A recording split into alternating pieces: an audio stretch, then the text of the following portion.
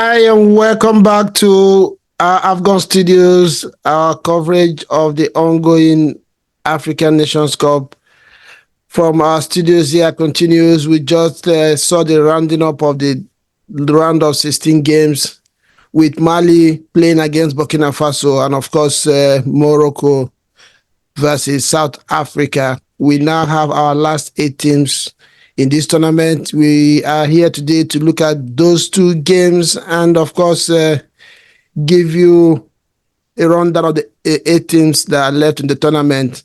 With me today is my man Ugum to look at these two interesting games and also look at the remaining teams in the tournament. Ugum, you are welcome to the show. Yeah, thanks, Reggie. Another wonderful day of wonderful football all over the world, from the EPL to Europe to the AFCON, our beautiful tournament. And we've had a great time so far. So let's get into it. Yes, staying with AFCON, Mali 2, Burkina Faso 1, Morocco 0, South Africa 2. We start with the Mali Burkina Faso game. That was the first game of the day. Mali going ahead in the third minute of the game with an own goal from what I would call lack of concentration from a Burkina Faso defender and set the tone for the game. For me, unlike what we have seen in this tournament so far, that game was a little bit drab for the majority, most part of the game. There wasn't really anything to excite fans about, and it went on for long periods throughout the first half. Second half again, Mali scored a second goal just within 1 minute of the restart of that game. And that was the end, for as far as I was concerned, for Burkina Faso. Ugum, I don't know, what did you make of that game today? Yeah, you're right. Mali took advantage of early goals. Burkina Faso were sleeping, I guess, from the start of the game and the restart of the game. Ended up being punished for it. Um, Otherwise, it wasn't the best of spectacles for anybody watching. And Mali is a team that I rate quite highly. So it's good to see that they are progressing. They have a very good youth setup. Their youth teams have been really good this late past maybe say 3 to 5 years. They've been very good with their youth team. So it's starting to show in their national team now. Their main team, they are doing really well, and it was a good win for them. Yeah, this sets them up for a quarterfinal game against the host Ivory Coast. I don't know how that one is going to pan out. It's going to be a very interesting game. I think both nations are from the same region. So it's going to be a packed and very exciting stadium to be in that day. The game will be played. I envy the fans that will be opportunity to be in the stadium watching that game, because Cote d'Ivoire coming from the dead and resuscitating themselves and having a place in the quarterfinals, of course, we give them an uplift, both the fans and the players. So it's really going to be a game to watch, to see, coming up in the future. Yeah, Burkina Faso, for me, I think, yeah, they gave it a shot. This tournament, they gave it a shot. They did pretty well. They didn't really, much wasn't expected of them. At the same time, they didn't disappoint.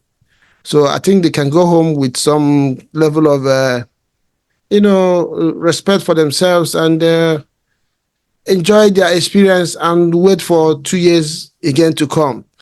Then the second game of the day, that's the one that kind of continued with the drama that we have been seeing so far in the tournament. Morocco playing against South Africa. I don't think anybody would have called this one. South Africa ran away with 2 goals.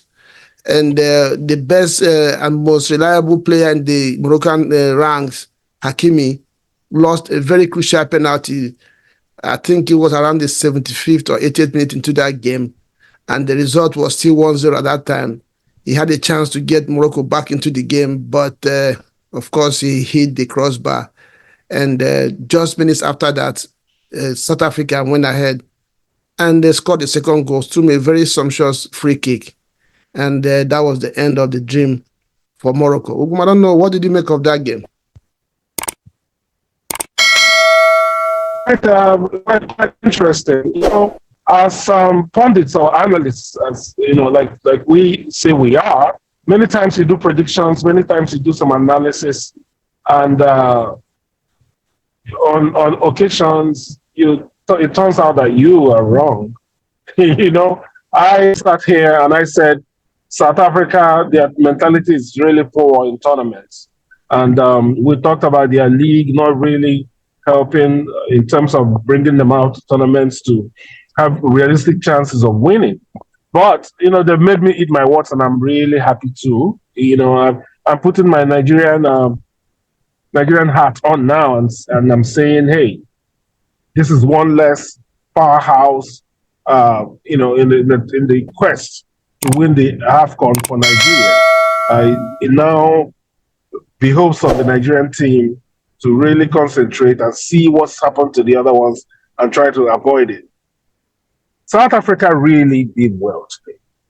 Did really well to beat Morocco. I did not expect it one bit. They had a really good game plan, used the counter attack, and just left Morocco to really move the ball around while they soaked up the pressure and they used their fast wingers and robust midfielders to try to hurt Morocco. And they largely succeeded with that. Ended up with Amrabat getting a red card towards the end of the game for denying an obvious goal scoring opportunity. So, yes, it was made out to be an interesting game, which has lent further credence to this AFCON being an AFCON for giant killers. It depends on, it behaves, like I said before, Nigeria, as one of the giants in court, will need to watch out and see what's happened to the others already. Yes, I'm with you on that one. I was going to touch on that. And not just you, not just I. I'll be wondering what's going on with Eto at this moment. You remember at the beginning of this tournament, after South Africa lost their first game or second game, I can't remember now, Eto came up with this unpopular statement in South Africa that he's still wondering why their national team, Bafana, doesn't do well in AFCON or hasn't been doing well in some time now. And we came up on this studio and I tried to lend our voices to that claim and what we thought could be the reason. And today, Cameroon is, I'm sure they should be home by now. South Africa is progressing to the quarterfinal of the same tournament. I'll wait to see if Eto will be sending a public apology to the people of South Africa. They have done themselves proud and made Eto to probably eat his word this time until the next time out. It was a very interesting game. And let me not say interesting, because for me, the first half of that game was as bad as the Mali Burkina Faso game. It was drab. There was nothing exciting about it. Both teams were just, trying to contend each other.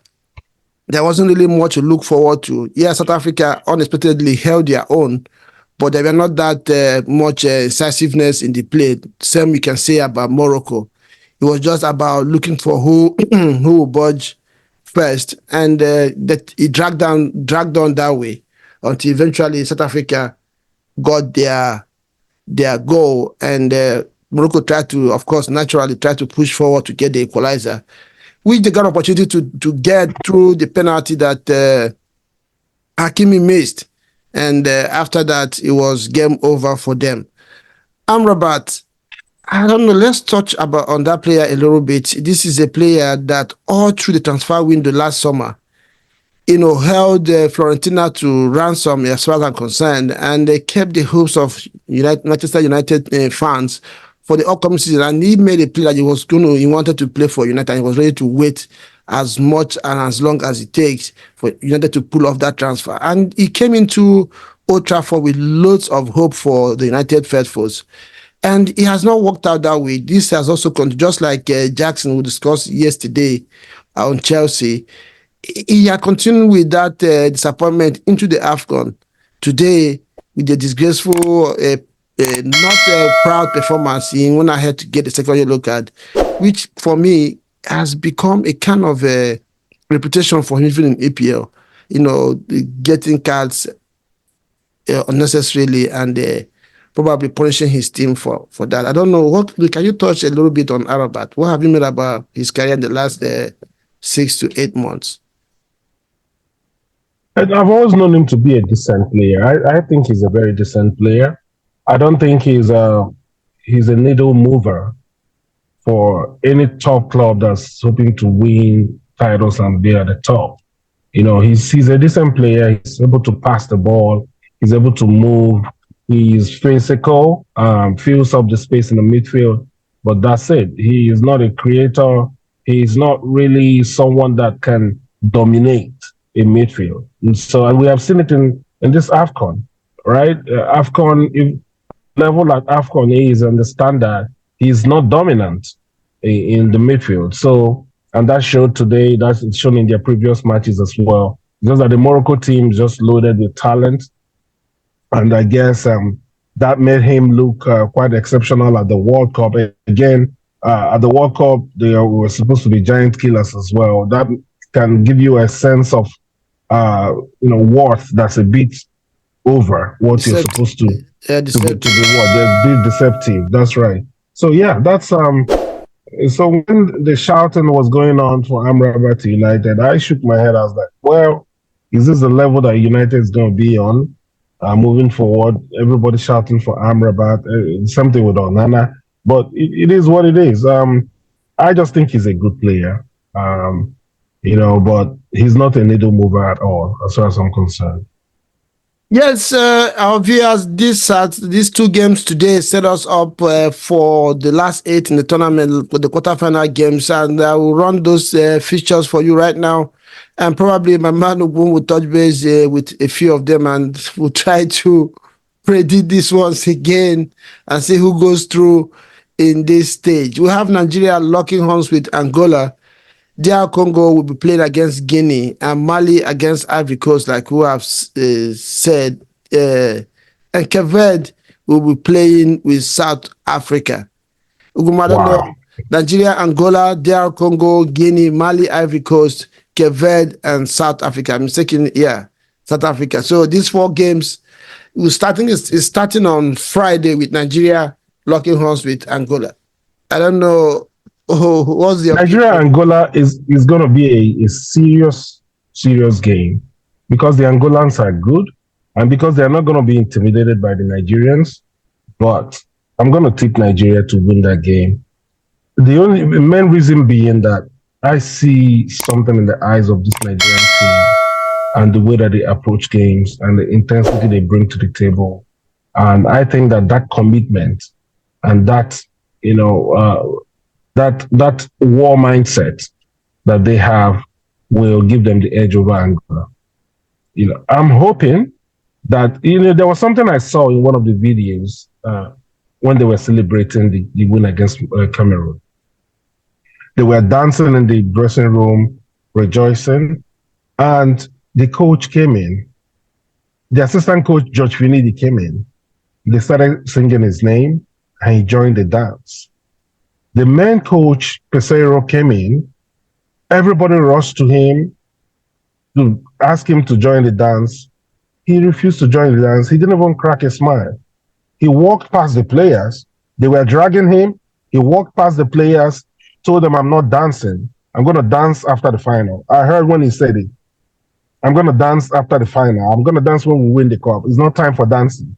That's what he told them, and he left.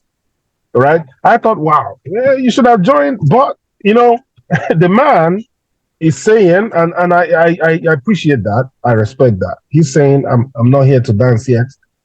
Let's win this trophy and then we can dance. So I hope that mentality stays on the players, because if you look at the teams that you have left in the competition, there's a tendency to become complacent and say, hey, we on paper, we are the strongest side left. And so we can just ease through the games. It's not going to be like that at all. So, again, so I'll predict a close Nigerian victory against Angola. For Congo Democratic Republic and who? And Guinea? And Guinea, let me blame my words a little bit on the Nigerian-Angola game. Like you said, Angola, I saw those boys. They are very enterprising. They are brave. The thing I think that might work against them, against Nigeria, will be that they're an expansive team. They surge forward and leave gaps behind them. Nigeria has been very, very solid defensively. If Angola tried to do that with the pace of Victor Osimhen, if he stays onside, and Harold Lukman and the few other players that joined the counter for Nigeria, they will leave gaps behind them, and this could play into Nigerian hands.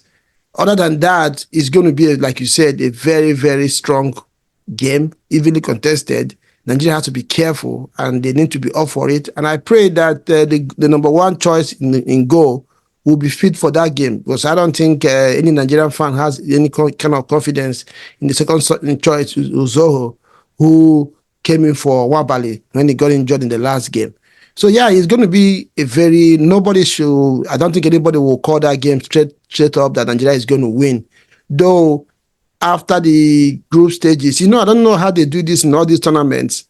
There's always a bunch of tournament favorites in one route, and maybe one giant team will be on the other route. So when I looked at it, I saw that the route Nigeria is going to take to the finals. I said they could make it if they are serious, if they are focused. And he just said it. So I believe Nigeria should be able to win Angola, but it's not going to be a walk in the park by any means. Talking about what you said about the coach, you remember I also withdrew my words about the coach after the first game. I know I made some comments that we're not, we're not very patronizing of the coach. And from what I have seen, I remember saying the last video, if you have watched Nigeria, you could actually see what the coach is trying to do, what his impact has been in the team. I don't think he's an enterprising coach. I think he looks like more of a containing and a low block coach. That's his approach. That's his philosophy. That's the way he wants to play. Unfortunately, that's not the way Nigerian fans see football. Nigerian fans want to see expansive football, some mesmerizing, some skills and tricks. That's what Nigerian football is made of. But this time around, the man wants to make a name for himself by winning the trophy. And I think the players are bought into that philosophy right now, because they don't have the players to probably play the way Nigerians want them to play. And it's been effective so far. 4 games, win 3, and draw just 1. I don't think you can go wrong with anything, with that kind of return on your performance. So, yeah, that's that for the Angola-Nigerian game. The second game will be DR Congo against Guinea. For me, these two teams are the same. The way they play, the results they have gotten, and I see this one also is an evenly matched game. Anybody can win it. I don't know what your thoughts are on that game. Yeah, those two teams field forwards that I rate highly. The one I rate most highly is Geresai of Guinea, whom as an Arsenal fan I've asked for Arsenal to look at. We're currently playing in the German Bundesliga for, I think, VfB Stuttgart. I think can't remember, but he's a good forward. He hasn't done so well in this tournament in terms of scoring goals, but he has that presence to really bother Guinea. On the other hand, Guinea will have the Angana plays for West Brom, left-footed player, really good forward, good winger that can play centrally. He played really well in the EPL before they got relegated. And so he's gonna, he didn't start their last game. He will probably start this one. I would give, on the strength of the players and the strength of the play, I would give DR Congo a slight edge. Though Guinea are more experienced at this level in terms of playing Nations Cup and all that and winning games. So, but DR Congo have been around and they fought and have always ended up with crumbs. So maybe this is their time to end up with something. And so I'll give them an edge. Okay, I hear you on that one. We will live to see those results when they come in. Of course, the next game will be Mali playing along against the host Ivory Coast. Ivory Coast, like I said earlier on, just came back from the dead, and now they have a survival spirit. What would I call, the troop have been roused through their young coach. This is his first stint as a senior coach for any team in his career, trying to make a mark for himself. The whole nation is behind the team. Now, I think if anybody in Cote d'Ivoire wasn't supporting the team before, I think they've all joined the moving train right now. So it's going to be very tough for Mali in terms of atmosphere around the stadium that day. And yeah, Mali has not really for me personally, I don't think they have really done anything exceptional in this tournament other than staying in it up to this moment in terms of their play. Cote d'Ivoire, for me, is not that team, but the difference now is that the new Cote d'Ivoire that we have, they have fighting spirit. They now want to defend the nation, defend the badge. In terms of technical ability, I don't think they are ahead of Mali, but they have something different. There is something inside. There's something in their spirit right now that is different from the Cote d'Ivoire that we saw in the group stages, and that could push them, ahead or above Mali in that game. I don't know what your thoughts will be. Yes, I agree with you. I think that Ivory Coast are resurgent, and I think that Ivory Coast are a more dangerous side now. They brought in John Serry. John Serry is a seasoned old-time midfielder. Midfielder. They brought him back in. Of course, they still have this Sangare, Ibrahim Sangare, and they still have the young man that we talked about in their last game, Fofana. And now they're making use of Nicola Pepe as an impact substitute, which I think is a brilliant move. Perhaps Wilfred Zaha would have made a big difference for them in this Nations Cup. Though they dropped him, he would have really helped them a lot. So this game is going to be tough. It's going to be tough. It's going to be quite close. But again, I will join you in giving Ivory Coast an edge because they are the host, because they are resurgent. The belief is there now. Didier Drogba is there, fueling the team, encouraging the team. So I think they might most likely edge it against Mali. Yeah, the last game of the pack, Cape Verde versus South Africa. South Africa, for me, before today, probably would be the weakest team in this pack. But from what they did today, I don't think you can say that anymore. And if the South Africa that we saw today turns up against Cape Verde, we have good game, a very good game in our hands on that day.